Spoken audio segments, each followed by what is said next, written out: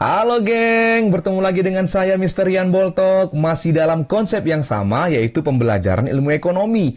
Nah, video kali ini agak sedikit berbeda dengan video sebelumnya, di mana dalam video kali ini saya akan membandingkan bagaimana sistem periodik dan sistem perpetual untuk metode FIFO, first in first out. Kita akan lihat perbandingannya mulai dari persediaan akhirnya, kemudian nilai harga pokok penjualannya, kemudian nilai laba kotornya, dan bagaimana jurnalnya untuk periodik maupun perpetual.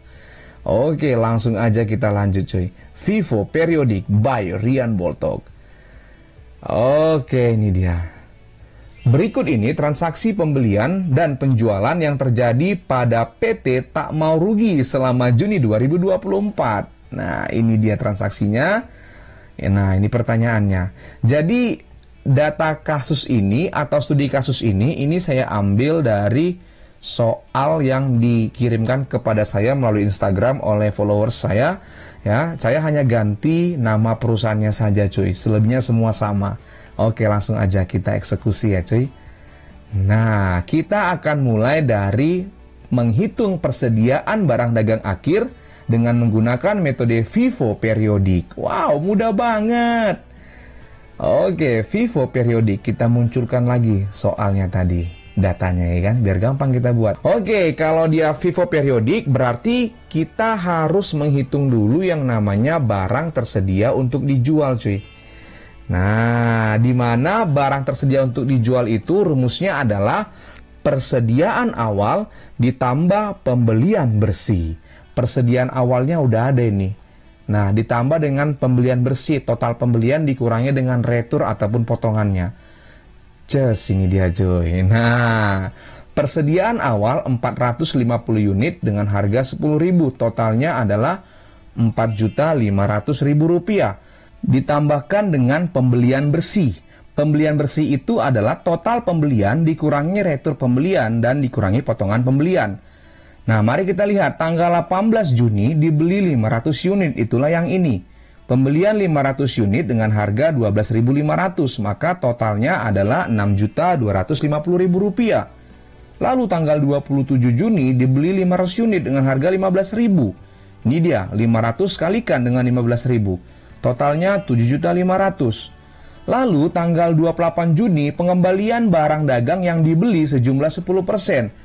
Berarti yang dikembalikan ini adalah pembelian terakhir yang dari tanggal 27 Juni ini cuy.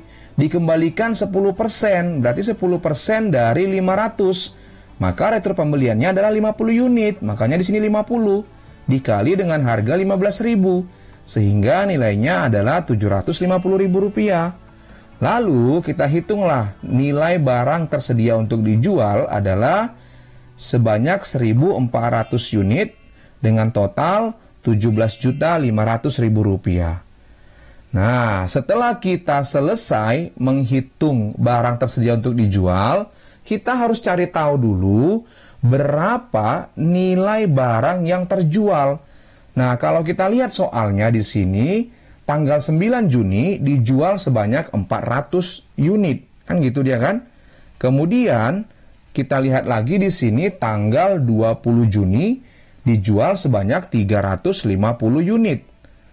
Lalu ada retur tanggal 22 Juni, retur penjualan sebanyak 10%. Berarti yang diretur ini adalah barang yang terakhir dijual, yaitu tanggal 20 Juni. 10%-nya 35, sehingga nilai barang yang dijual itu sebanyak 400 ditambah 350 dikurang 35, yaitu sebanyak 715 unit yang terjual. Sementara yang mau dijual 1.400, maka total unit akhirnya adalah 1.400 dikurang 715, yaitu 685 unit. Kalau kita lihat di sini, dengan tanggal 30 Juni persediaan berdasarkan perhitungan fisik sebanyak 685 unit. Nah, sama cuy, sama. Nah, sekarang yang mau kita ketahui 685 unit ini berada dari mana saja, berapa nilainya, berapa harga pokoknya, kan gitu dia kan? Ya sudah, kita mulai dari yang penjualannya. kita jual 715 unit. Kita jualnya dengan menggunakan metode FIFO. FIFO itu first in, first out. Berarti barang yang pertama kali masuk, maka pertama kali kita jual. Kalau kita menjual sebanyak 715 unit, berarti yang pertama kali kita jual adalah tanggal 1 Juni. 1 Juni berapa? 450. Nah, maka di sini habis, cuy. Habis 450. Berarti masih kurang berapa lagi? 715 dikurang 450, yaitu berapa? 265 unit lagi. Berarti kita ambil dari sini. Nah, habis ini. Habisnya berapa? Berarti 500 dikurang 265, yaitu berapa? 235 lagi di sini sisanya, cuy. Nah, itu dia. Sehingga persediaan akhir kita itu tersisa dari tanggal 18 Juni dan tanggal 27 Juni. Tetapi tanggal 27 Juni ini nilainya 450. Kenapa? Karena sudah diretur.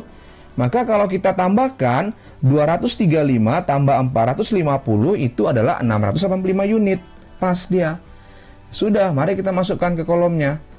Berarti tanggal 18 Juni 235 unit dengan harga 12.500. Maka totalnya adalah 2.937.500.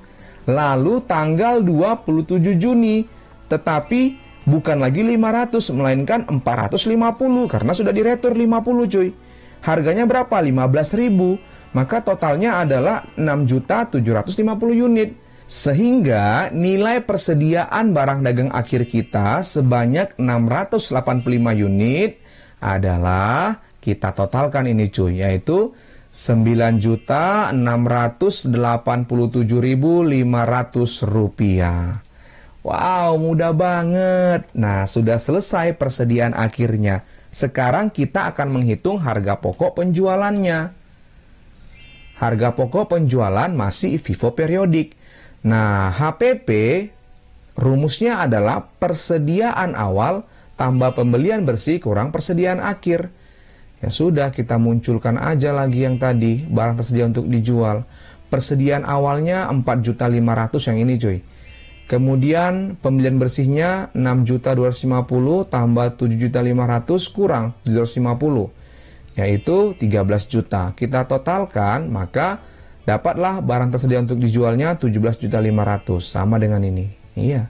Kurangkan dengan persediaan akhirnya. Nah, ini dia. Persediaan akhirnya 9.687.500 rupiah. Maka dapatlah harga pokok penjualannya adalah 7.812.500 rupiah. Wow, mudah banget. Gampang, cuy. Lalu kita cari laba kotornya, cuy. Nah, laba kotor FIFO periodik. Apa rumus laba kotor? Laba kotor adalah penjualan bersih kurang HPP. Berarti kita munculkan lagi soalnya tadi. Karena kita mau menghitung penjualan bersih. Penjualan bersih itu adalah penjualan dikurang dengan retur penjualan, dikurang dengan potongan penjualan. Maka penjualan bersihnya tanggal 9 Juni dijual 400 harga 15.000, yaitu 6 juta. Kemudian tanggal 20 Juni dijual 350 harga 17.000. Nah, 6.125.000. Kemudian ada retur penjualan tanggal 22 Juni 10% dari 350, yaitu 35. 35 dikali 17.500, yaitu 612.500. Nah, kita jumlahkan ini, cuy. Sehingga dapatlah penjualan bersihnya adalah 11.512.500. Masukkan kemari penjualan bersihnya. Kurangkan dengan HPP-nya tadi. Sehingga laba kotornya adalah penjualan bersih dikurang HPP, yaitu 3.700.000. Wow, mudah banget. Setelah laba kotor, kita akan membuat sistem pencatatannya atau jurnal umumnya, cuy, untuk yang sistem periodik. Jurnal umum periodik ini gampang, cuy. Berarti kita munculkan soalnya dulu. Ini dia. Ini tabel jurnal umumnya, cuy. Judulnya, kemudian di dalam tabelnya ada kolom tanggal, syarat, nama akun atau keterangan, kemudian ref dan debit kredit.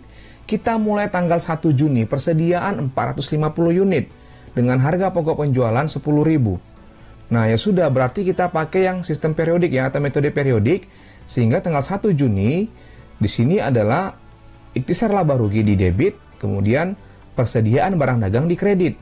Nah, kalau dia pakai periodik, cuy. Nah, beda lagi nanti kalau perpetual. Kemudian kita lanjut lagi untuk tanggal 9 Juni. Dijual 400 unit barang dagang seharga 15.000. Berarti tanggal 9 Juni. Kalau kita jual barang, maka kas di debit, penjualan di kredit. Nah, ini kita anggap tunai. Kenapa? Karena tidak ada keterangan syarat ataupun tidak ada keterangan kredit. Maka kita anggap tunai. Berarti kasnya di debit, kemudian penjualannya di kredit. Udah selesai tanggal 9. Lalu kita masuk ke tanggal 18 Juni. Nah, dibeli 500 unit barang dagang dengan harga 12.500. Nah, ini juga kita anggap pembelian tunai. 18 Juni berarti pembeliannya di debit. Kita kalikan ya. Kemudian kasnya di kredit. Nah, selesai. Tanggal 20 Juni dijual 350 unit. Berarti ini kita anggap juga dijual tunai, coy. Maka tanggal 20 Juni kasnya di debit, kita kalikan, kemudian penjualannya di kredit. Udah selesai. Lalu tanggal 22 Juni. Tanggal 22 Juni, pengembalian barang yang dijual sejumlah 10%. 10% kali 350, berarti 35. Maka retur penjualannya adalah 10% dari 350 unit. Mari kita hitung. Nah, 10% kali 350, 35. Berarti nilainya adalah 35 dikali 17.500. Yaitu berapa? 612.500. Berarti retur penjualannya 612.500. Maka retur penjualannya di debit, kasnya yang di kredit. Karena kita sudah jual awalnya secara tunai, makanya di sini kas. Itu dia, cuy. Oke. Tanggal 27 Juni dibeli 500 unit barang dagang dengan harga 15.000. Berarti tanggal 27 Juni pembeliannya di debit, ya kan? Kalikan 500 kali 15.000. Nah, 7.500.000. Kemudian kasnya di kredit. Udah selesai. Tanggal 28 Juni, cuy. Nah, tanggal 28 Juni katanya dikembalikan barang yang dibeli. Berarti barang yang dibeli tanggal 27. Berarti ini retur pembelian atas pembelian tanggal 27 Juni. 10% dari 500. Mari kita hitung retur pembeliannya. 50 unit. Berarti nilainya adalah 50 dikali 15.000. Yaitu 750.000. Sehingga di sini adalah kas di debit, kemudian retur pembeliannya di kredit. Karena awalnya kita belinya tunai. Kemudian kita kembalikan, berarti kan kembali duit kita, cuy, sejumlah yang diretur. Itu dia. Tanggal 30 Juni, persediaan berdasarkan perhitungan fisik 685 unit. Maka tanggal 30 Juni, nah berapa nilainya? Kita munculkan lagi nilai persediaan akhir tadi yang kita hitung di awal tadi, cuy. Nah, ini dia. Ya sudah, tinggal masukkan saja persediaan barang dagang di debit 9.687.500. Nah, kemudian ikhtisar di kredit. Udah selesai. Lalu kita jumlahkan, cuy. Nah, harus sama jumlahnya. Udah selesai. Selesai yang FIFO periodik dari menghitung persediaan akhirnya sampai pencatatannya, cuy. Udah selesai. Sekarang kita akan bandingkan dengan yang FIFO perpetual, cuy. Nah, langsung aja. Soalnya sama, ya kan? Soalnya sama, nggak perlu kita baca lagi. Dia minta FIFO perpetual. Kita akan mulai dari persediaan barang dagang akhir, cuy. Nah, ini dia. Ini dia soalnya, ini tabelnya. Udah, tanggal 1 Juni persediaan 450. 1 Juni masuk kolom persediaan 450, harga 10.000, kalikan totalnya di sini. Kemudian tanggal 9 Juni. Nah, pakai FIFO first in first out, ya sudah, berarti kita keluarkan dari sini, cuy. Keluarkan di sini 400, masukkan sini. Harga 10.000, 4 juta, maka persediaan kita tinggal 50, harga 10.000, yaitu 500.000, cuy. Udah, gampang. Lalu kita lihat tanggal 18 Juni, masukkan 18 Juni, dibeli 500 unit, masukkan kolom pembelian, harganya 12.500. Nah, kalikan, letakkan di sini. Maka pindahkan ini kemari. Sebelum kita pindahkan, turunkan dulu yang ini. Turunkan, turunkan, baru ini pindahkan kemari. Nah, pindahkan, pindahkan. Udah selesai. Sekarang kita lihat tanggal 20 Juni dijual 350. Maka tanggal 20 Juni kalau kita jual 350, kita pakai FIFO first in first out. Berarti ambil dari sini 50. Nah, harga 10.000, 500.000, maka ini habis cuy. Nah, habis. Masih kurang cuy, kurangnya berapa lagi? 350 kurang 50 kurang 300 unit lagi. Ambil dari sini 300 unit cuy. Masukkan sini, harganya 12.500, kalikan, letakkan di sini. Nah, maka sisalah di sini 200 unit dengan harga 12.500, totalnya adalah 2.500.000. Selesai tanggal 20. Tanggal 22 Juni katanya terjadi retur. Pengembalian barang dagangan yang dijual, retur penjualan 10%.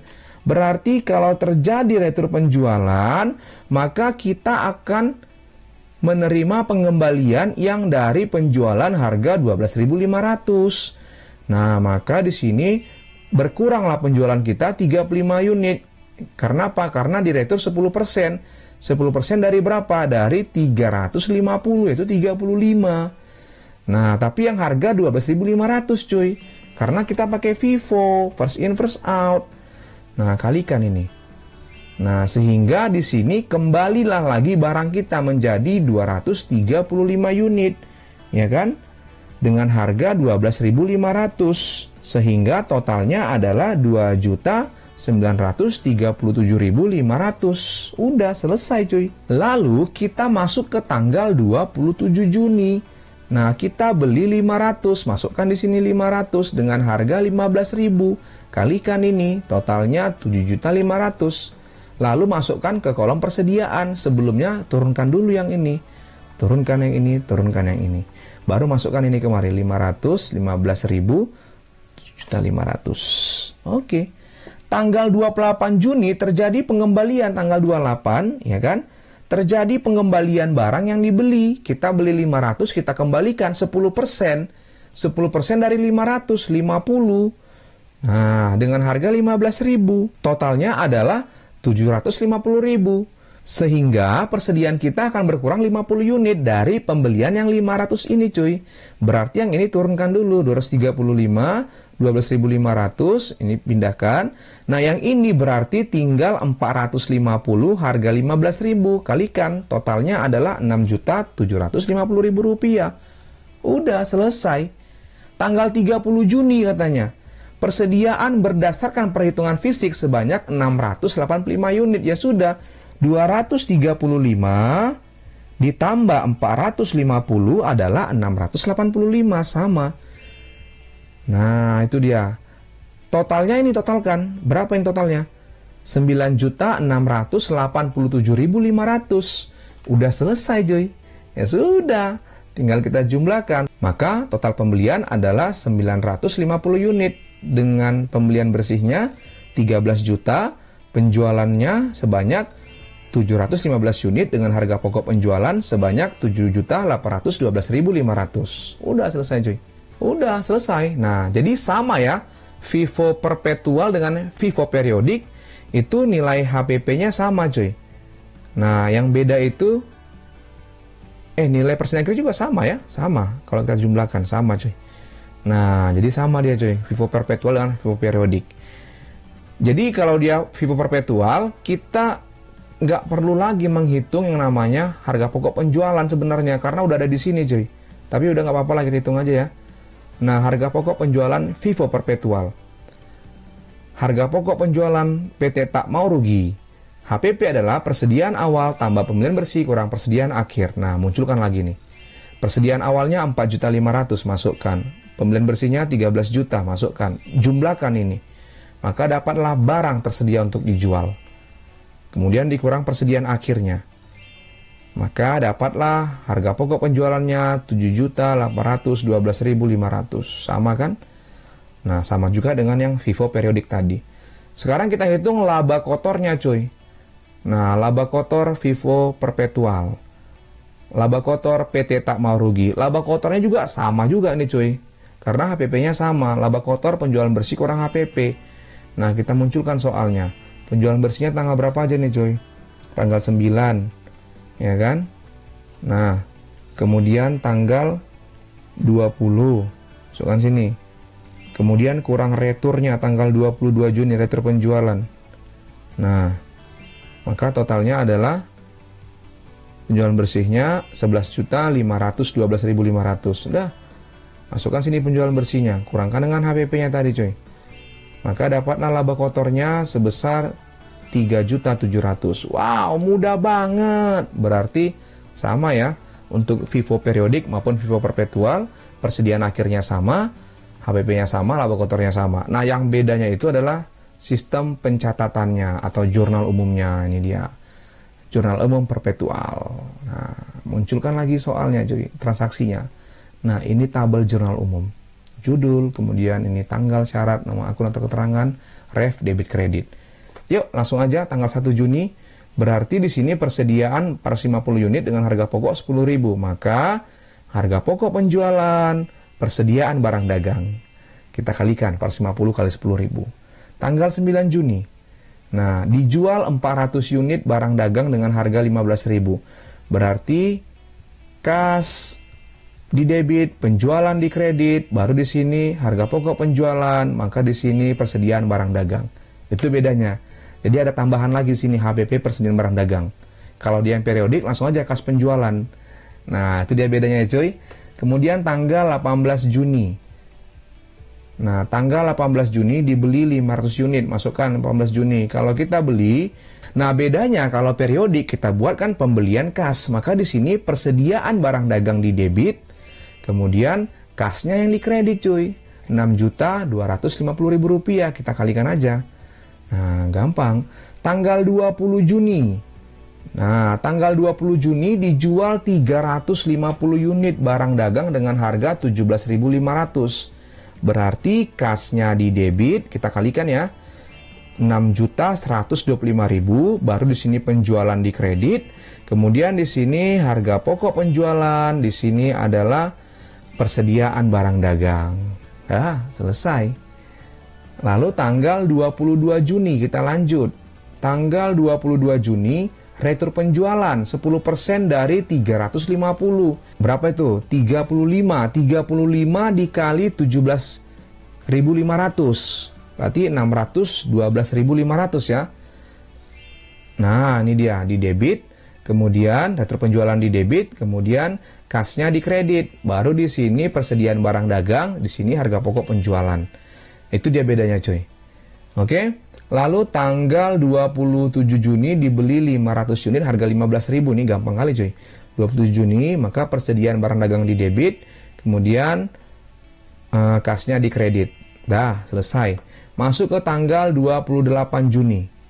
Nah, tanggal 28 Juni terjadi retur pembelian 10% dari 550 unit. Berarti 50 kali 15.000. Maka jurnalnya adalah kasnya di debit 750, kemudian persediaan barang dagang di kredit 750. Nah, itu dia. Karena kita tanggal 27 kita belinya tunai. Makanya kas yang kita terima jadinya kalau kita mengembalikan barang. Dan yang di kredit persediaan barang dagang, bukan lagi pembelian, kan gitu dia. Karena metode perpetual. Lalu tanggal 30 Juni. Nah, kita munculkanlah nilai persediaan akhir kita. Ini dia tadi. 9.687.500 dengan nilai 685 unit. Sama dengan ini. Maka, kalau kita buat jurnalnya, persediaan barang dagang di debit, harga pokok penjualan di kredit. Udah, baru kita jumlahkan. Nah, udah selesai coy. Ya kan? Wow, mudah banget. Jadi itulah tadi perbedaan antara Vivo periodik dengan Vivo perpetual. Wow, mudah banget. Itu dia coy. Oke, kalau mudah langsung di like, di komen, dan di subscribe. Thank you. Kita akan lanjut nanti Vivo periodik versus Vivo perpetual. Oke, di video selanjutnya. 3, 2, 1, go, close the door. Bye-bye.